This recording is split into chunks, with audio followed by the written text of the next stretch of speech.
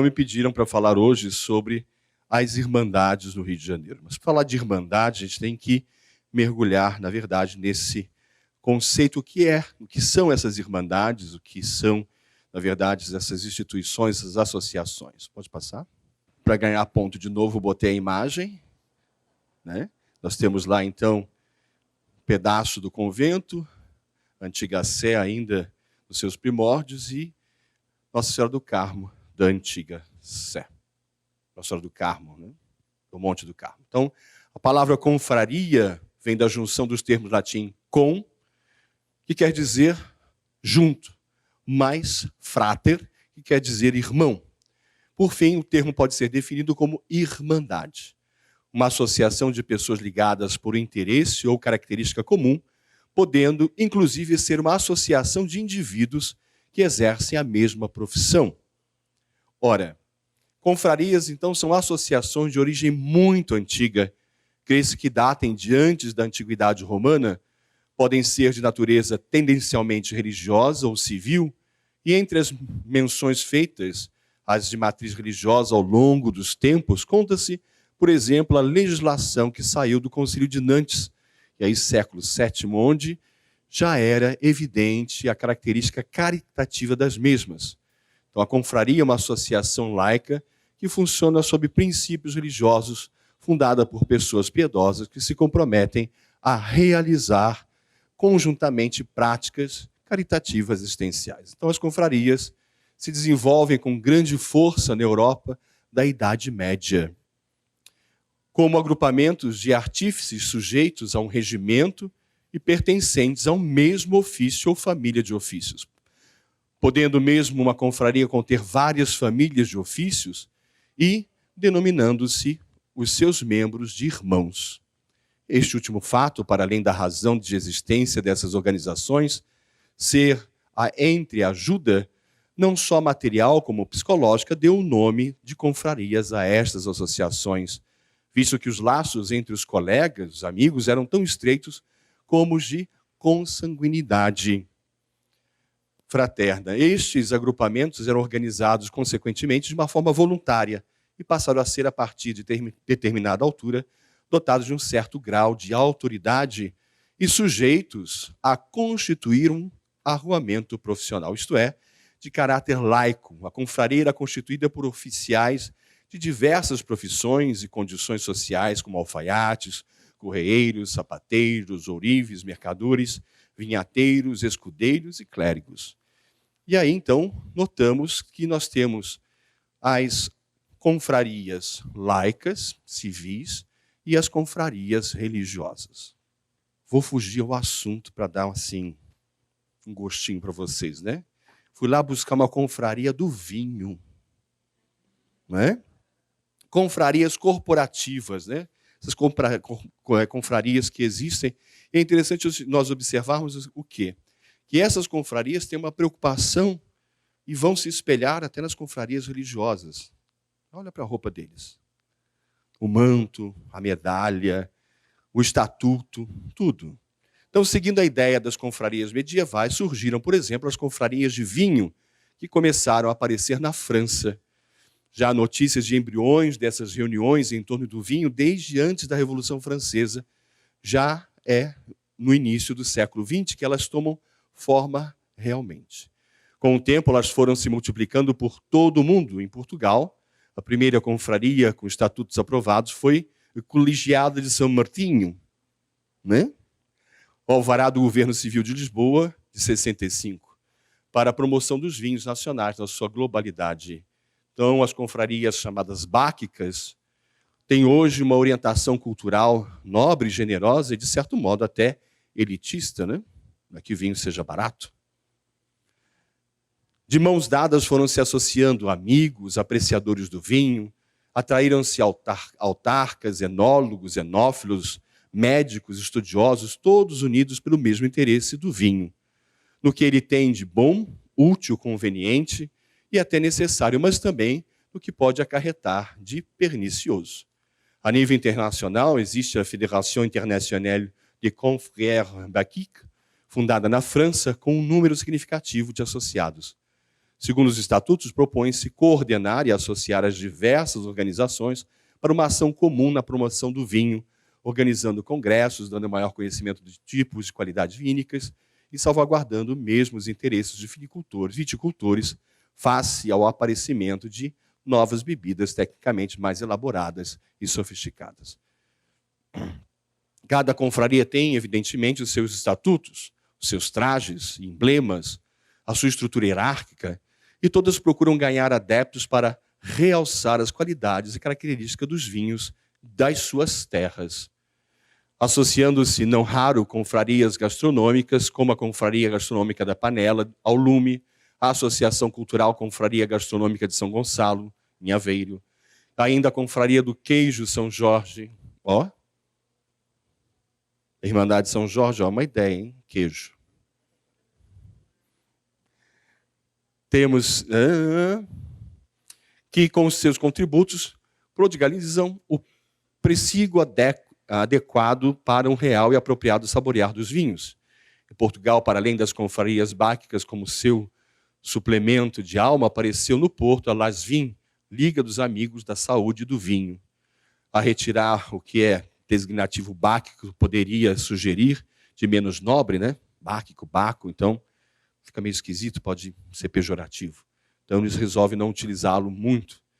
E dá-lhes uma nova valia e cientificidade e credibilidade, já um antigo prolóquio queria exaltar quando afirmava in vino veritas, o vinho a verdade. Quer dizer, quando toma, né? Hoje há muitas confrarias em atividades espalhadas pelo Brasil. Para se ter ideia da multiplicidade delas, existem confrarias só de mulheres, por exemplo, e também as temáticas que só degustam um determinado tipo de vinho, como champanhe ou vinho do Porto. Okay? Então, isso é um exemplo das confrarias que não são religiosas, mas buscam também sua inspiração na estrutura. E aí o encontro das confrarias, todo mundo ali só para degustar vinho e gastronomia. Depois a gente passa os endereços das confrarias, né? Vamos para o nosso tema, as confrarias religiosas, ou seja, as irmandades, ordens terceiras e devoções. Então, na época moderna, a vivência religiosa dos leigos foi marcada pela fundação de ordens terceiras e irmandades, genericamente tratadas pelo termo confraria. Tais associações, como vimos, nasceram na Idade Média e foram muito estimuladas pela Igreja, sobretudo a partir do século XVII. O século III foi generoso com o laicato. São Simão Stock, São Francisco de Assis e São Domingos de Gusmão fundaram ordens terceiras na Europa medieval por se preocuparem com a espiritualidade de homens e mulheres comuns.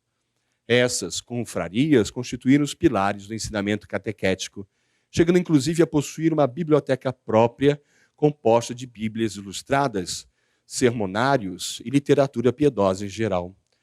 Conjunto de fiéis, composto em grande parte por analfabetos, adquiria conhecimento pelo hábito da escuta, ou seja, através da leitura compartilhada, praticada por ocasião das missas, pregações e aulas de catecismo promovidas pelas confrarias. Ressalta-se que, embora tradicionais, as confrarias foram assimiladas ao processo modernizador de reforma espiritual e se aclimataram aos territórios conquistados ou evangelizados durante a época moderna. Assim, sendo, reitera-se que o vínculo associativo de vida fraterna não foi um fenômeno específico do mundo ibero-americano. De maneira geral, as confrarias foram um importante instrumento catequético, pois ensinavam a seus membros as principais orações, os pecados capitais, as virtudes cardeais e teologais, fé, esperança e caridade, os 7 sacramentos, os 10 mandamentos, o exame diário de consciência, bem como a prática da confissão e comunhão por ocasião da quaresma e do advento. Quanto mais extenso e diversificado socialmente o núcleo urbano, maior o número de confrarias. Isto é, de associações de leigos institucionalizadas a partir de livros de compromissos aprovados pela mesa de consciência e ordens ou pelo bispado mais próximo. Contudo, foi muito frequente a existência de irmandades de devoção, ou seja, de agremiações religiosas que tinham finalidade meramente cultual e que por isso não foram erigidas oficialmente as devoções.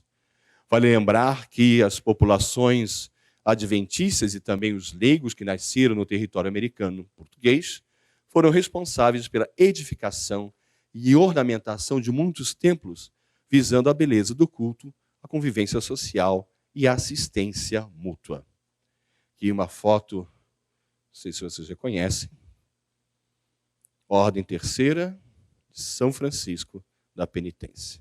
Ali o Largo da Carioca. Oh, tempo bom. Não sei, não vivi nele, né? Mas dizem que foi.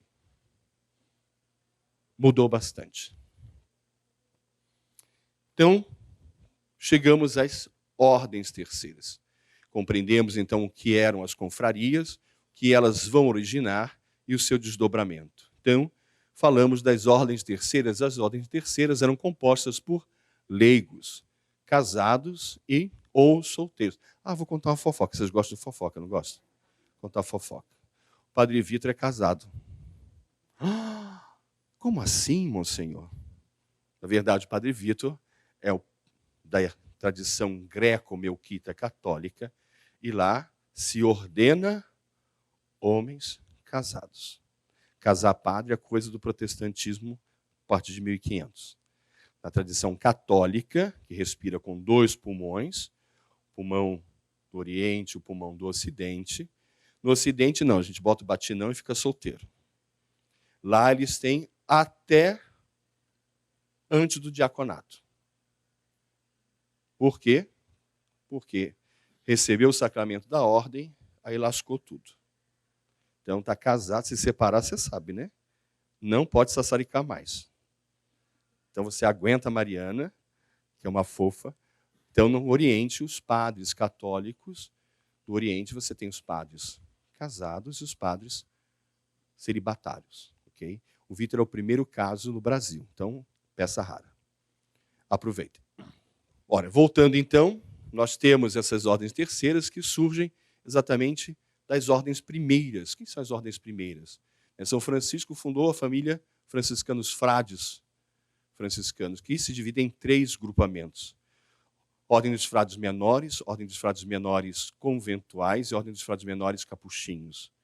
Depois conhecemos a história, Santa Clara vai então também querer viver essa dimensão. Mas na época não era permitido as mulheres saírem pregando e mendigando como fez Francisco. Então elas assumem a regra da ordem beneditina. Então vivem a vida de clausura. Mas tinham leigos, homens, mulheres, que queriam vivenciar também essa proposta de Francisco. Então surgem as ordens terceiras. Ordem terceira franciscana, ordem terceira dominicana, ordem terceira carmelita. Ok? Então, geralmente a eleição da mesa diretora dos terciários era ratificada por autoridade provincial, da província religiosa da qual pertencia, representante do convento respectivo, à ordem também que pertenciam, que também tinha a função de inspecionar periodicamente a agremiação leiga. Os estatutos das ordens terceiras instituíam práticas religiosas afinadas com o ideário reformado, exercícios penitenciais, confissão e comunhão com maior frequência e preparação espiritual através do noviciado. Então, nós sabemos que a vida religiosa tem primeiro postulantado, noviciado, se renova 3 vezes os votos e depois se faz a profissão perpétua. Então, os terceiros sentiam-se mais qualificados na hierarquia social e espiritual que os membros das irmandades, pois normalmente faziam parte da elite artesanal, intelectual, política e militar, e também eram irmãos professos. Profissionais destacados no ofício de pedreiro, carpinteiros, entalhadores, escultores, pintores e empreiteiros foram membros dessas associações e foram sepultados em seus templos. Por isso, na época colonial, foi comum o registro de disputas, litígios e retaliações entre esses 2 tipos de confrarias. Observa-se que as confrarias de afrodescendentes, crioulos e mulatos foram tenazes contra as prerrogativas da paróquia, né, sempre no intuito de atingir maior autonomia. Sempre foi um grande problema. Então, a gente sempre teve um certo litígio entre ordens terceiras e irmandades, né? Como você também tinha o desejo de maior autonomia administrativa por parte dessas. As ordens terceiras e irmandades garantiam aos seus filiados, uma proteção corporativa que implicava na assistência espiritual e material. Em geral, elas responsabilizavam-se pela prestação dos seguintes serviços piedosos: socorro em caso de doença, viuvez ou desgraça pessoal, preparação e execução de cortejos fúnebres e enterros solenes, celebração de missas em sufrágio da alma e concessão de sepultura em solo sagrado, que era feito com o beneplácito da paróquia da igreja. Por sua vez, os irmãos agremiados deveriam cumprir uma série de deveres, a saber, pagar a taxa de matrícula estipulada pela confraria, quitar as anuidades estabelecidas em compromisso, acompanhar os funerais dos irmãos falecidos e rezar por suas almas, participar das festas e celebrações realizadas em louvor do padroeiro da associação religiosa. Aqui também trago algumas fotos. Essa é Nossa Senhora da Lapa dos Mercadores. Embora esteja passando por toda uma recuperação, não ficará mais assim, porque, lamentavelmente, roubaram as talhas. Né? Se vocês chegarem lá com as fotos antigas e olhar para lá, você vai sentir falta de uma carinha de anjinho aqui, de uma carinha de anjinho ali, e assim por diante.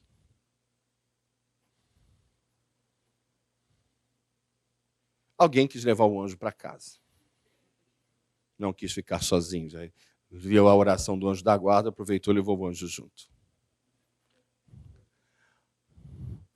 Vocês sabem que isso é um problema, né? Depois a gente tem o Vasma, que está lá atrás, ele faz outro anjinho para pôr no lugar, né, Vasma? Ó, me disseram aqui, na Capela do Senhor dos Passos, levaram 2 anjinhos. O pessoal tinha uma devoção por anjinho, né, naquela época. As ordens terceiras e irmandades constituíram importante mecenato artístico na colônia.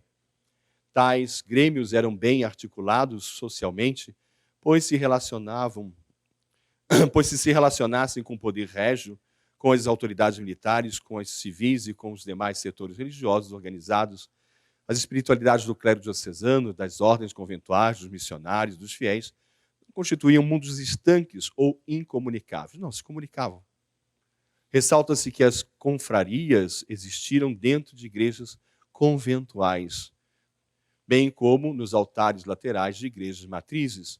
Não obstante, algumas associações de leigos conseguirem reunir recursos financeiros e edificar templo próprio. Aqui no Rio de Janeiro, várias conseguiram edificar.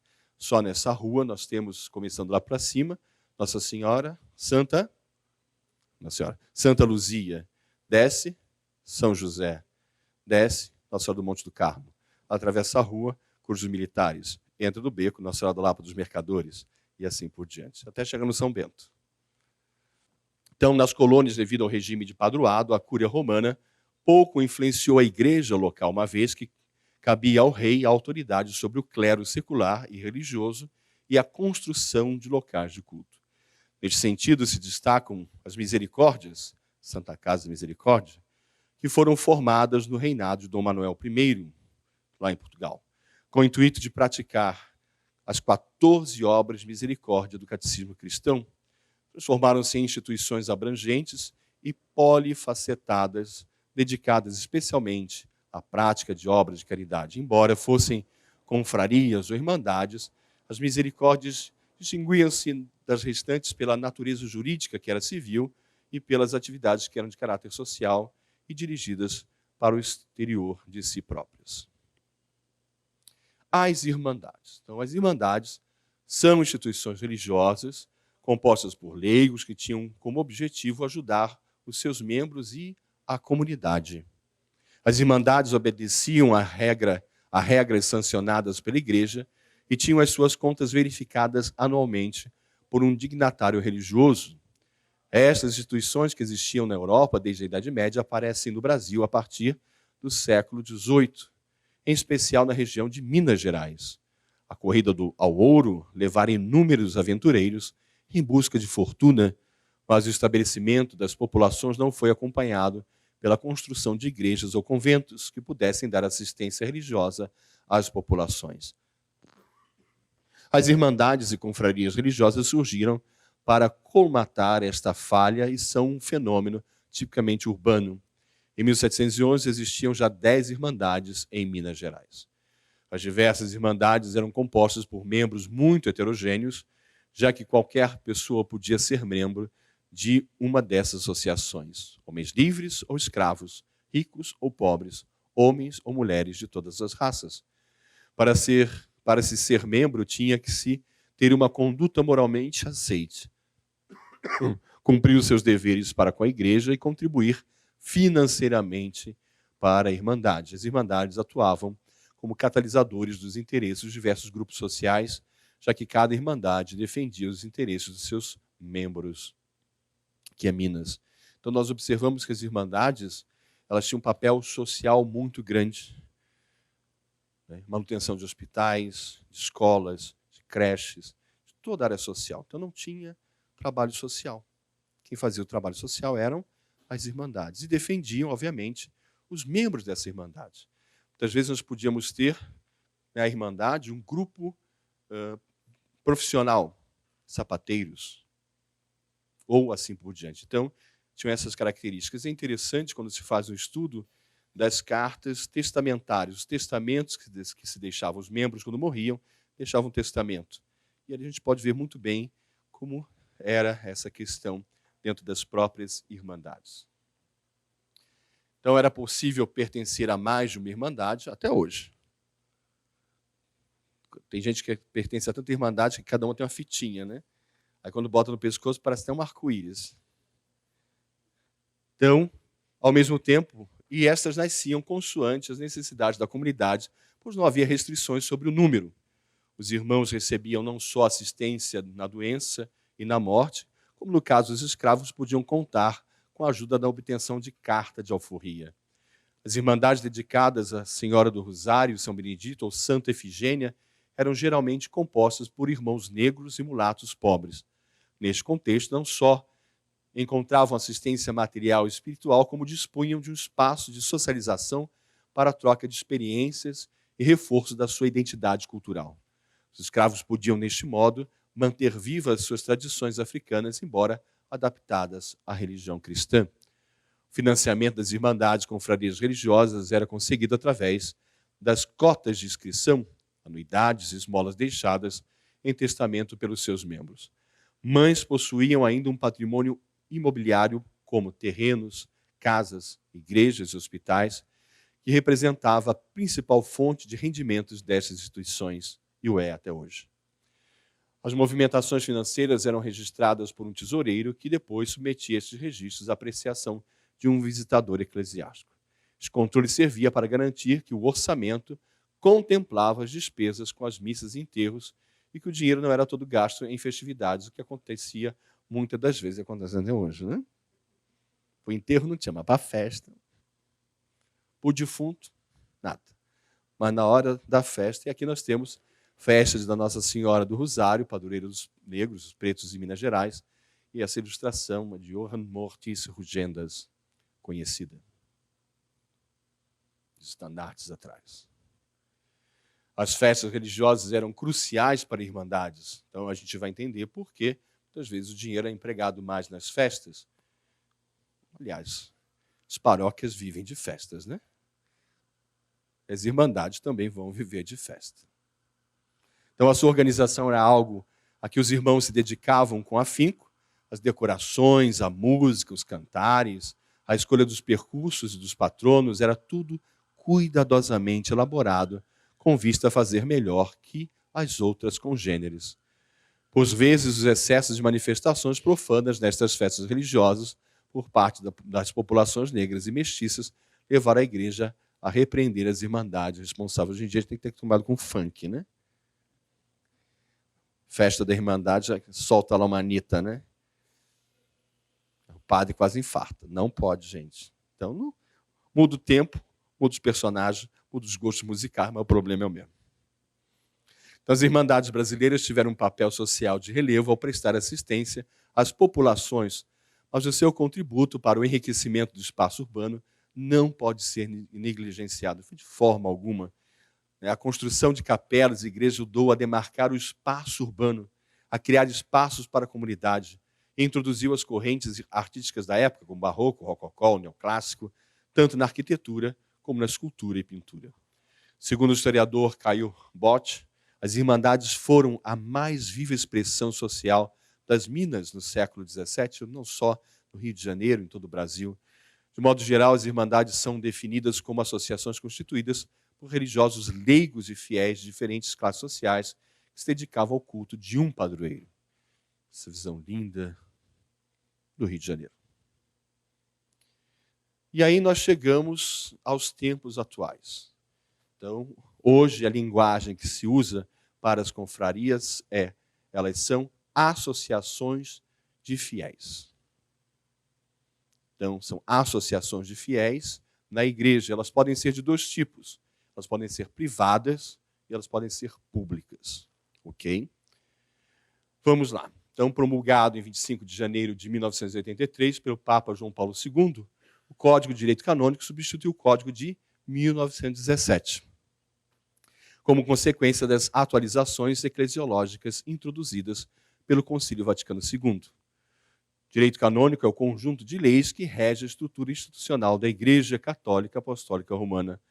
Ele regulamenta todos os segmentos da vida eclesiástica, sua organização, governo, ensino, culto, disciplina e práticas processuais.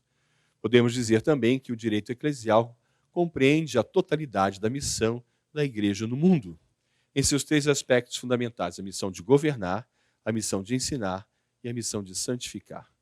O Código atual traz a auspiciosa novidade das associações privadas de fiéis. Parênteses, mais uma vez. Voltando lá, como eu tenho um oriental aqui, não posso deixar de falar. Então, nós vimos que a igreja respira com dois pulmões. Então, Oriente e Ocidente.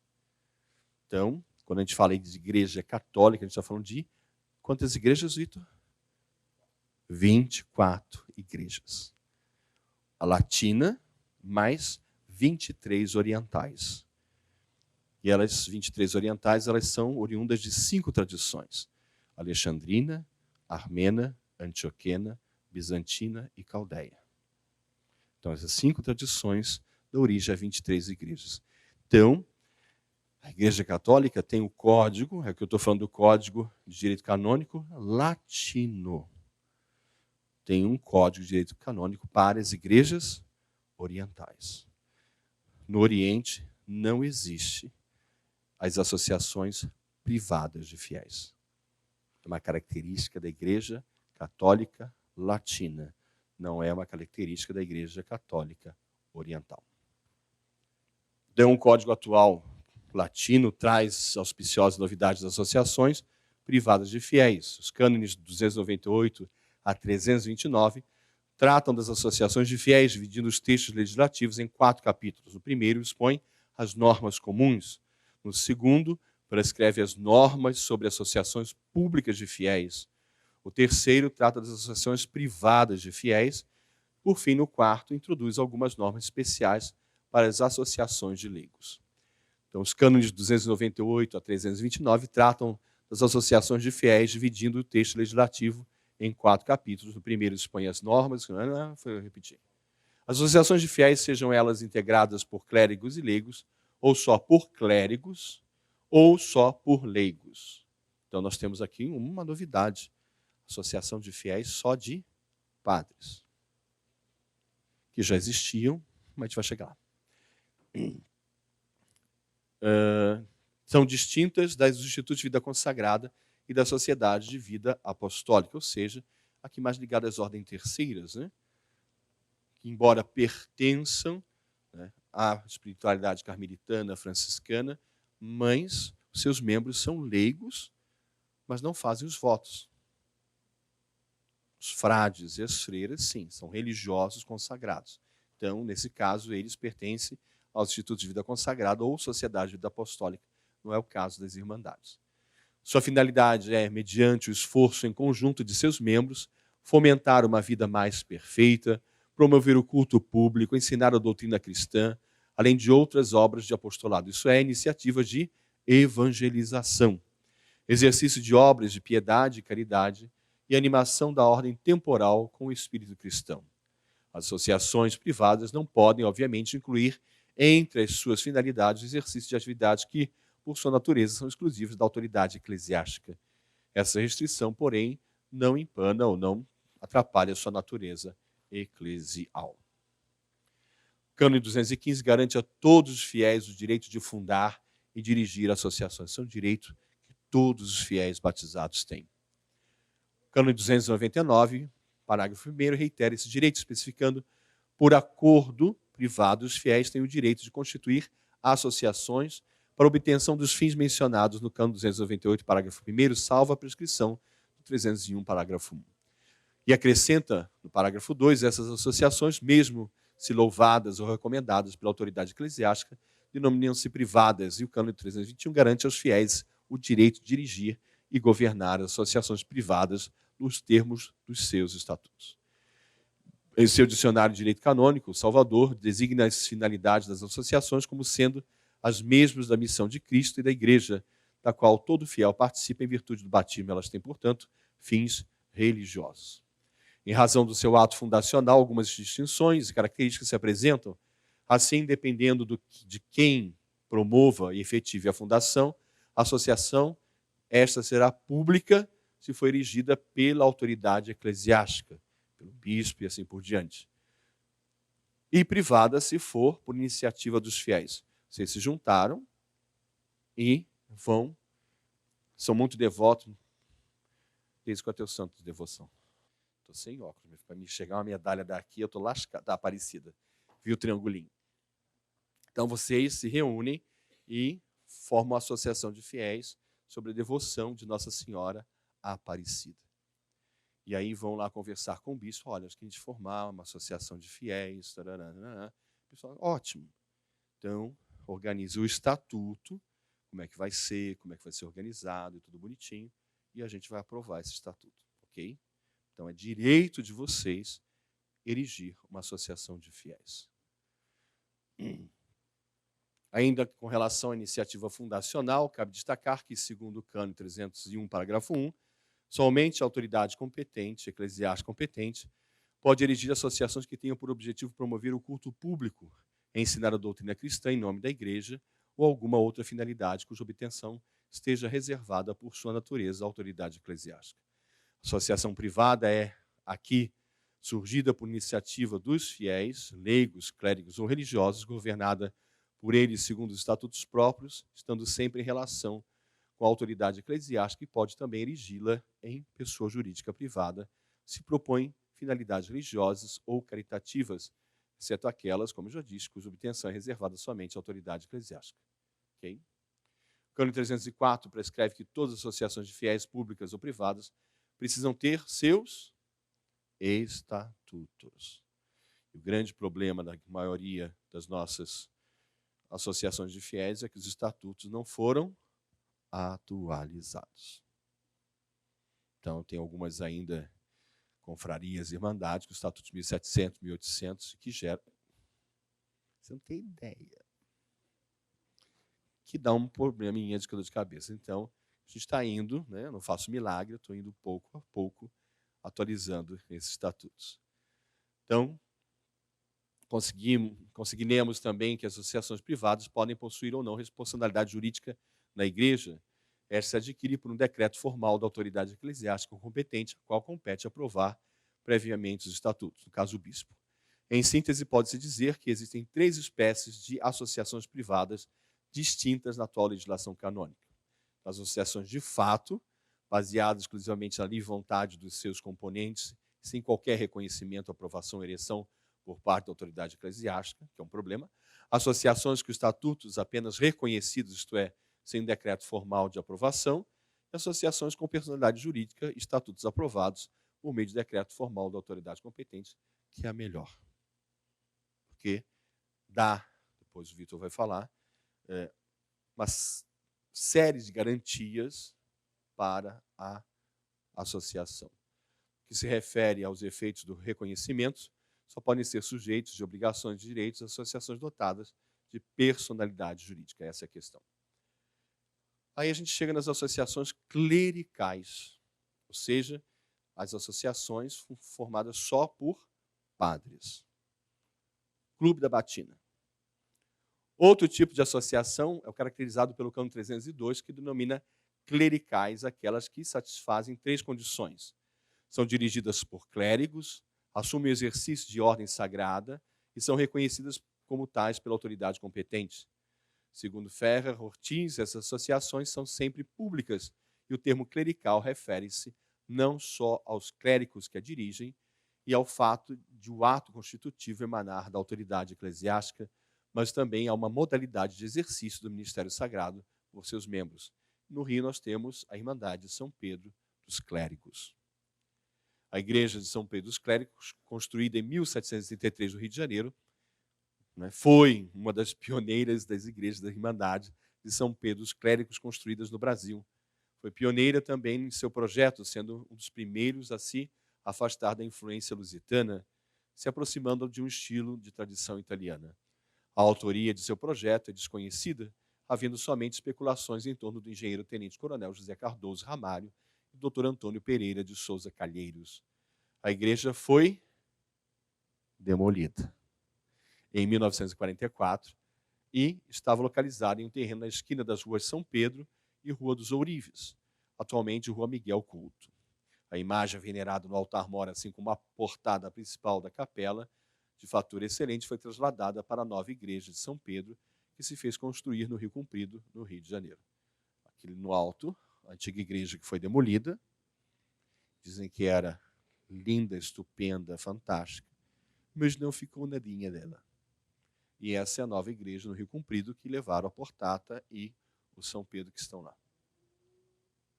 que é da Irmandade dos Padres.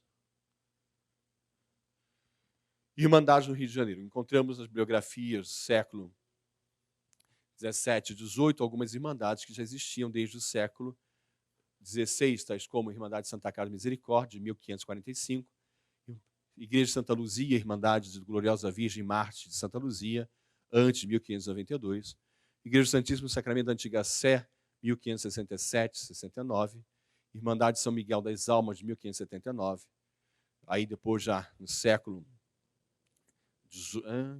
17, Irmandade de São José, de 1608, Igreja de Santa Cruz Militar, de 1623, Imperial Irmandade Nossa Senhora do Rosário e São Benedito dos Homens Pretos, Rio de Janeiro, 1640, Igreja de Nossa Senhora do Parto, 1649, tinha a Departamento de Teologia, 8 Irmandades de Santa Cecília, Igreja de São Brás, 1698, Igreja de Nossa Senhora do Monte do Carmo, hoje Irmandade da Ordem do Carmo, 1648. No século XVIII encontramos as seguintes igrejas: Igreja de Nossa Senhora da Conceição e da Boa Morte, 1700, Igreja de Nossa Senhora da Lapa dos Mercadores, 1747, Igreja de Nossa Senhora do Carmo, da Lapa e do Desterro, 1750, com a Capela do Divino Espírito Santo, Igreja Santa Efigênia e São Lisbão, 1740, Irmandade de Santo Eloi, 1776, situada na Igreja de Santa Luzia, Irmandade Nossa Senhora dos Remédios, da Nação Mina, 1788, situada na Capela de Santa Efigênia, Irmandade Nossa Senhora do Hospício, 1729, Irmandade Nossa Senhora Mãe dos Homens, 1782,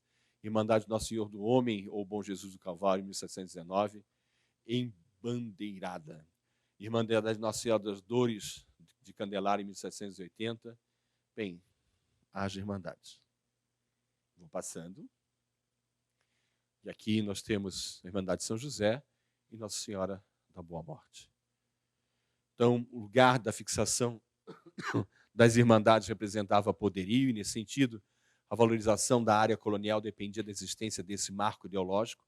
As irmandades de elite que se estabeleceram intramuros, perto do topo ou dos morros, são Carmo, Santíssimo Sacramento, a Freguesia da Candelária, da Misericórdia, Litar da Vera Cruz e assim por diante. As irmandades mais pobres são São Francisco dos Mulatos e seu cemitério, instalaram-se no Rocio. A primeira Irmandade de Escravos é a Nossa Senhora do Rosário, fundada em 1639, que antes de 1667 uniu-se à Confraria de São Benedito, onde tinha altar na Santa Sé.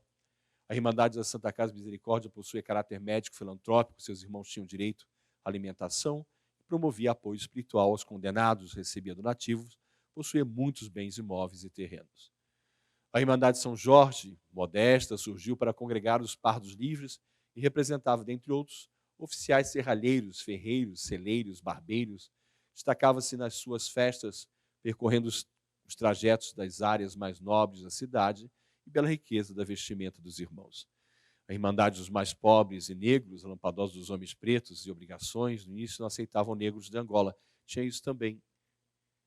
Você tinha racismo dentro do racismo, né? Ou seja, os negros que eram Angola não recebiam os outros. A gente sabe que vieram vários grupos de escravos em diferentes origens. A última foi da Nigéria. Nigéria tem 300 etnias. Eu morei lá 3 anos e meio. Que veio para cá foi Yorubá. Lá você tem Yorubá, você tem os Jejes, você tem, fugiu agora, os Hausas, que sofrem a influência islâmica, e N outras dentro. Então, mas tem as 3 principais. Então, vem para cá exatamente a última leva, que é a Yorubá. E falar em Yorubá, você tem 18 subetnias dentro do Yorubá. E aí, dentro disso, tem as devoções, se é orixá ou se é devoção aos mortos, eguns. Tanto que a devoção maior dos eguns vai para o Haiti. E assim, toda essa riqueza. Mas aqui também tinha essa questão. Então, para salvaguardar sua própria origem étnica, as irmandades acabavam também não aceitando uns dos outros. A primeira leva vem do sul da África, chamada Angola. Até interessante, porque o termo candomblé é Angola, né? Não é Jeje, não é Yorubá. Então chega aqui e forma o que é a brasilidade nossa, da sua riqueza multicultural. Então, mas após a mudança de seu compromisso, o estatuto passou a aceitar negros libertos, qualquer origem, e portugueses. A irmandade mais popular e numerosa na cidade era Nossa Senhora do Rosário dos Homens Pretos, e acolhia apenas homens e mulheres de Angola. Promovia a congada, desfile do rei Congo e seu séquito, acompanhada de percussão, que, no entendimento de muitos autores, deu origem ao carnaval carioca, e foi proibida em 1820. Século XVIII, a Santa Casa permitiu à Irmandade do Rosário sepultar seus irmãos no cemitério da Irmandade, em que esquife próprio, seu próprio esquife, mediante pagamento de um cruzado por enterro. Uma demonstração de discriminação racial por parte do cabido deu-se quando a Sé foi transferida para a Igreja do Rosário, em 1787, a revelia dos irmãos, fato que gerou interferências nas atividades da igreja. Nossa Senhora do Rosário dos Negros, uma pena que o incêndio destruiu o interior belíssimo e riquíssimo dessa igreja. Então, o compromisso das Irmandades era um documento que regulamentava as normas de existência, que é o Estatuto hoje. Com o padroado régio, o compromisso era aprovado pela Igreja e pelo Estado, portanto, estavam sujeitos ao poder temporal do Estado e ao poder espiritual, a hierarquia eclesiástica. Com as igrejas construídas pelas Irmandades, os leigos não abriam mão de suas prerrogativas, porque quando o Estado instalava paróquias nas suas igrejas ou delegava a construção em lugares públicos para o culto, os pedidos delas tinham de ser atendidos. Havia também uma disputa entre elas e desejo de autonomia. Veio a separação Igreja e Estado, em 1890. As Irmandades ficaram unicamente sob autoridade eclesiástica. Mesmo assim, houve ambiguidades entre Igreja e Irmandades, as quais tinham poder sobre os fiéis. Na segunda metade do século XIX, houve disputas entre leigos e hierarquia eclesiástica. A sociedade imperial passava e a religião era importante instrumento de hegemonia política e social. Os leigos defenderam privilégios e autonomia junto à Igreja e ao Estado. Para a hierarquia eclesiástica, era garantir unidade e atestar junto ao Estado a necessidade de diálogo com o poder espiritual. No segundo reinado, houve conflitos entre leigos e bispos. Na segunda metade do 800, existiu uma mudança significativa para as Irmandades da concepção da caridade, afetando a sua ação social, pois não eram contempladas pelo Estado, recolocando a importância daqueles organismos no contexto social. Era uma caridade para recuperar o pobre numa nova conjuntura relacionada à extensão do processo de disciplinarização da mão de obra iniciado sob o égide do Estado moderno e reafirmado no advento da sociedade industrial, que se intensificou a partir de 1850 com o fim do tráfico de cativos, dos escravos, colocando a necessidade de uma discussão sobre uma nova ética do trabalho. As Irmandades viriam a se transformar num importante aliado do Estado na manutenção da ordem social. Estudar as Irmandades no período do século XIX não significa negar as transformações, e sim perceber os seus ritmos, atentando para as continuidades e descontinuidades. Então, concluo já falando sobre os bispos da Arquidiocese de São Sebastião do Rio de Janeiro, já no século XX, que tiveram importantes participações na Igreja Católica. Citamos Dom Jaime de Barros Câmara, participou da primeira Conferência Geral do Episcopado Latino-Americano, realizada no Rio de Janeiro, participou do conclave que elegeu o Papa João XXIII e do conclave de 1963, que elegeu Paulo VI. Participou de todas as sessões do Conselho Vaticano II.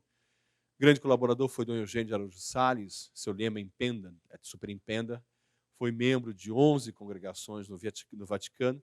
Estabelece o Conselho das Irmandades e Confrarias aqui no Rio de Janeiro, cedido por Dom Eusébio. Oscar Scheide tem funções no Vaticano. Especializado doutor em Cristologia, sua tese versou sobre a interioridade de Cristo. Participou do conclave de 2005, que elegeu Papa Bento XVI, e deu continuidade também ao Conselho das Irmandades no Rio de Janeiro.